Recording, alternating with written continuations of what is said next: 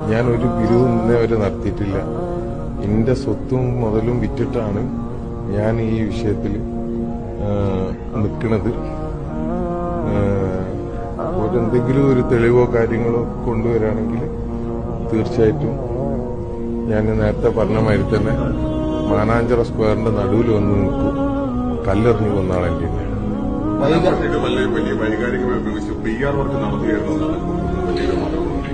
ഞാൻ എന്ത് PR work? അങ്ങനെയാണ് നിങ്ങളാണ് എന്റെ PR വർക്കിന്റെ ആൾക്കാർ. ഞാൻ എന്ത് ചെയ്യാനാ? എന്റെ മുന്നിൽ ഇങ്ങനെ അതേമാതിരി ക്യാമറ വരുമ്പോൾ ഞാൻ സാധാരണ ആളാണ്.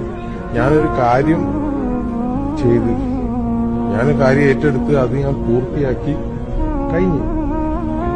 പിന്നെ അത് കഴിഞ്ഞിട്ട് ഞാൻ അതിന്റെ മുകളിൽ ഞാൻ എന്ത് ചെയ്യില്ലെന്ന് പറഞ്ഞു കഴിഞ്ഞാൽ എനിക്ക് നേരിട്ട കുറെ പ്രശ്നങ്ങളുണ്ട്, കുറെ കുറ്റങ്ങളും പ്രശ്നങ്ങളും എനിക്കുണ്ട്.